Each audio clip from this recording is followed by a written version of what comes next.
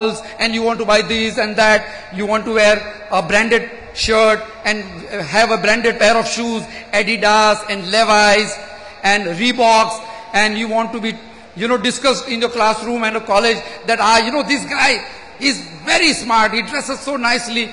So because you want to do that, and though your parents cannot afford, you will fall into more corruption.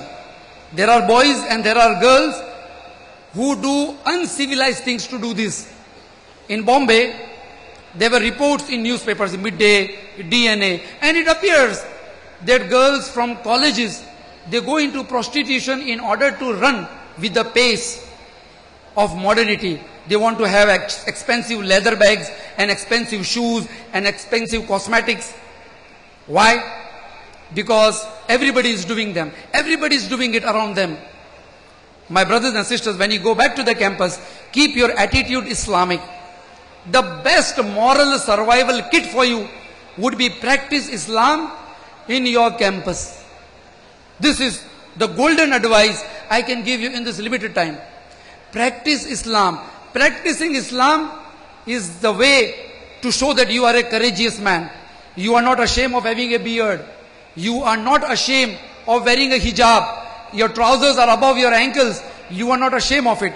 You are praying at the time of your prayers. You are not ashamed of your religion. You are not apologetic. You are a strong man. You are a firm believer. And imagine, I see a huge crowd of students over here.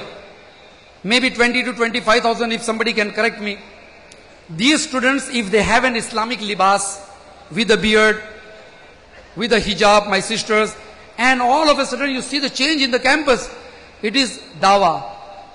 There is no better form of dawah. No better form of dawah than practicing Islam. Practicing Islam in the campus is an announcement of Islam. The best way to announce Islam is to practice Islam.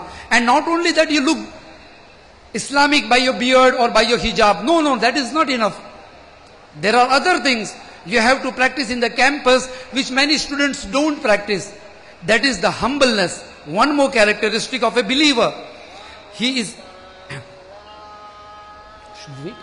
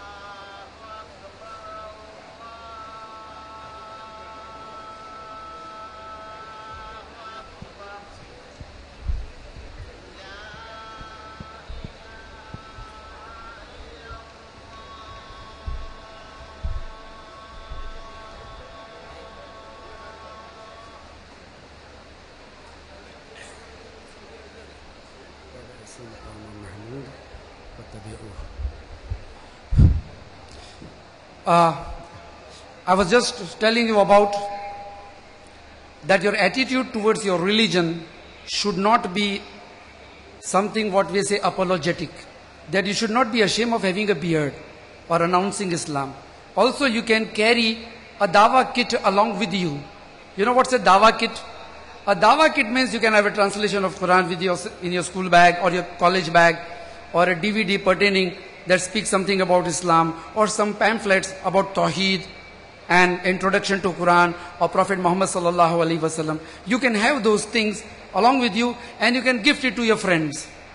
Be a practicing Muslim and a practicing Da'i, because Islam is the only religion which has the privilege that it is being identified by its followers.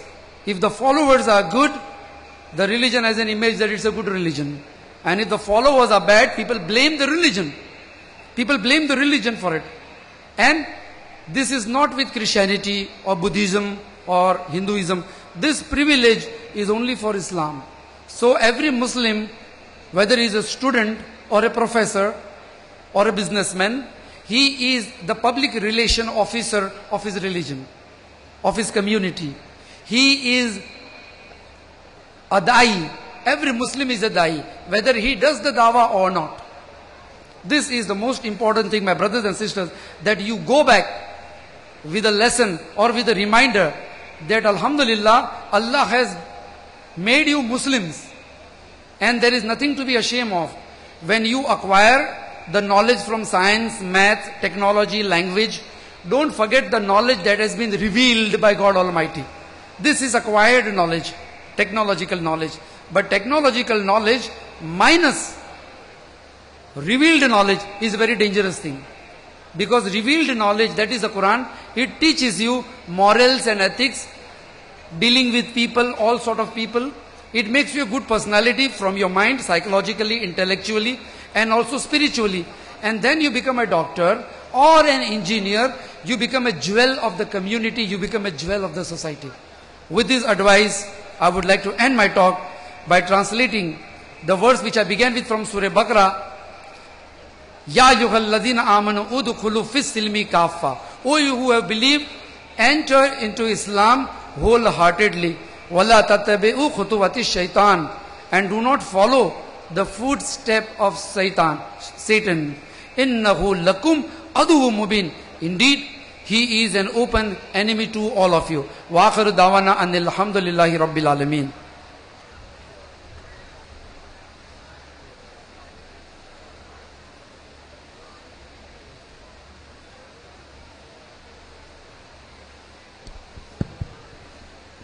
സമ്മേളനത്തിൽ ഒരു പുസ്തക പ്രകാശനമാണ്. പുസ്തക പ്രകാശനം നിർവഹിക്കുന്നത് ബഹുമാന്യനായ C T. Basheer Sahib, secretary UAE Indian Islahi centre. പുസ്തകം ഏറ്റുവാങ്ങുന്നത് ബഹുമാന്യനായ ഫൈസൽ സാഹിബ്, മലബാർ ഗ്രൂപ്പ്. ഇരുവരെയും അതിനായി സാദരം ക്ഷണിക്കുന്നു.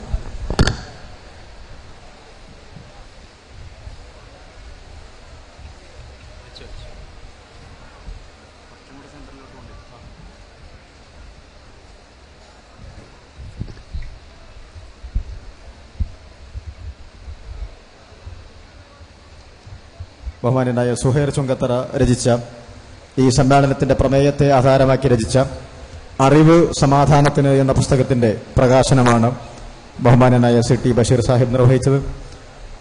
ഏറ്റുവാങ്ങിയ ഫൈസൽ സാഹിബിനും MSMന്റെ കൃതജ്ഞത രേഖപ്പെടുത്തുന്നു. അടുത്തതായി MSMന്റെ ഈ പ്രൗഢോജ്വലമായ വിദ്യാർത്ഥി സമ്മേളനത്തെ അഭിസംബോധന ചെയ്ത് ആശംസകൾ നേരുന്നതിനു വേണ്ടി MSFന്റെ സംസ്ഥാന പ്രസിഡന്റ് അഡ്വക്കേറ്റ് P.K. ഫിറോസിനെ സ്നേഹപൂർവ്വം ക്ഷണിക്കുന്നു.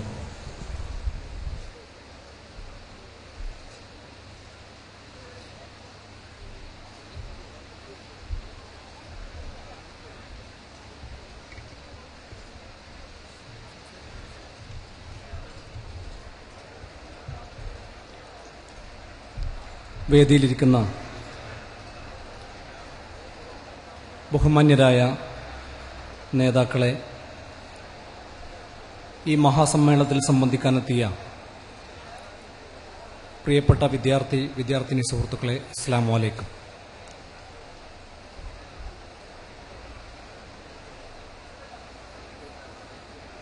അറിവ് സമാധാനത്തിന് എന്ന പ്രമേയവുമായി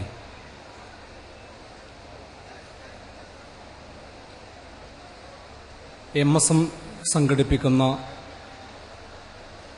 3 ദിവസം നീണ്ടു നിൽക്കുന്ന സമ്മേളനത്തിൽ സംബന്ധിക്കാൻ അവസരം ലഭിച്ചതിൽ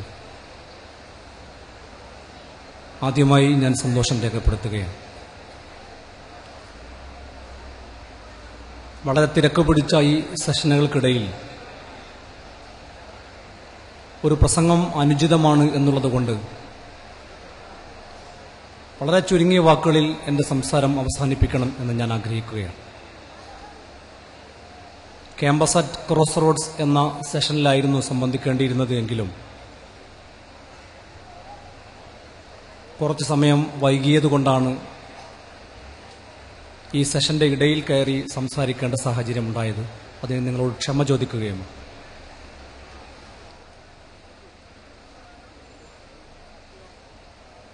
കേരളത്തിൽ തന്നെ ഒരു പക്ഷേ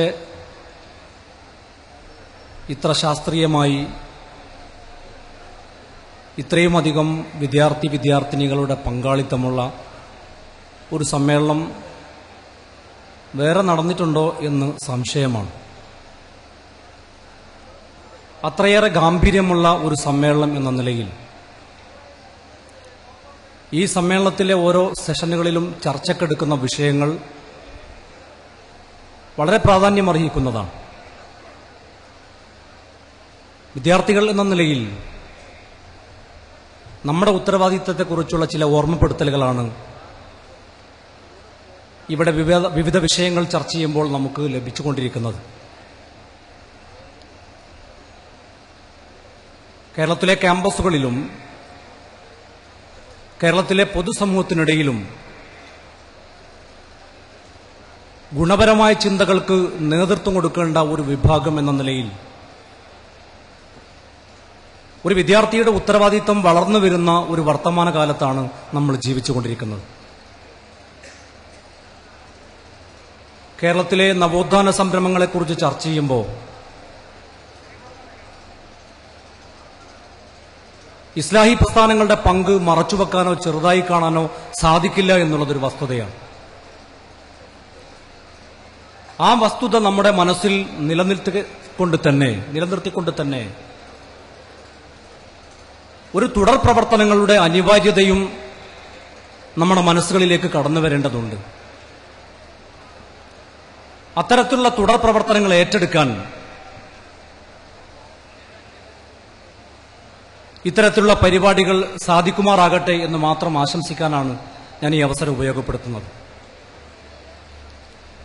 വലിയ വലിയ ദാർശനികന്മാരെയും വലിയ വലിയ തത്വചിന്തകന്മാരെയും കുറിച്ചുള്ള ആവേശകരമായ ചർച്ചകൾക്ക് പകരമായി വിശ്വസാഹിത്യങ്ങളെ മാറ്റിവെച്ചുകൊണ്ട് കേരളത്തിലെ വർത്തമാനകാല ക്യാമ്പസുകളും വിദ്യാർത്ഥികളും ടിൻഡുമോനെയും ടിൻഡുമോന്റെ SMS-ന്റെയും ഒക്കെ പിറകിൽ പോകുന്ന ഒരു വർത്തമാനകാലത്ത് കേരളത്തിലെ പൊതുസമൂഹത്തെക്കുറിച്ചും വർത്തമാനകാല പ്രശ്നങ്ങളെക്കുറിച്ചുമുള്ള ചിന്തകളും നോവുകളും ഒരു വിദ്യാർത്ഥി എന്ന നിലയിൽ നമ്മുടെ മനസ്സുകളിലൂടെ കടന്നുപോകുന്നുണ്ടോ എന്ന ഒരു ആത്മപരിശോധന കൂടി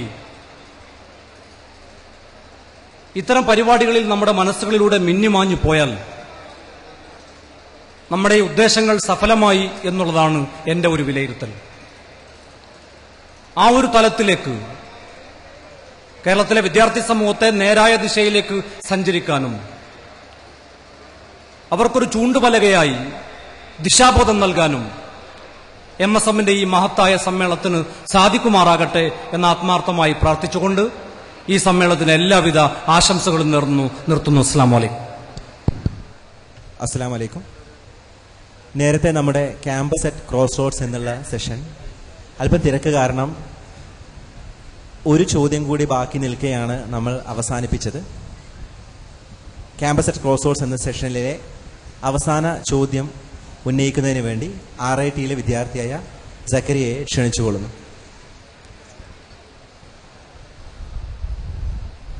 അസ്സലാമു അലൈക്കും. എനിക്ക് ചോദിക്കാനുള്ളത്, ഈ മതം അതല്ലെങ്കിൽ ആദർശം ഇതൊക്കെ തീർത്തും വ്യക്തിപരമായ ഓരോ വിശ്വാസങ്ങളാണ്. ഈ വിശ്വാസങ്ങൾക്ക് വേണ്ടി നമ്മൾ ഓരോ സംഘങ്ങളും സംഘടനകളും ഉണ്ടാക്കുന്നു. തീർച്ചയായും അങ്ങനെ ഒരു സംഘങ്ങളും സംഘടനകളും ഉണ്ടാക്കുമ്പോൾ അടുത്ത ഘട്ടം എന്ന് പറഞ്ഞാൽ സംഘടനയാണ്. ഇത് പൊതുവെ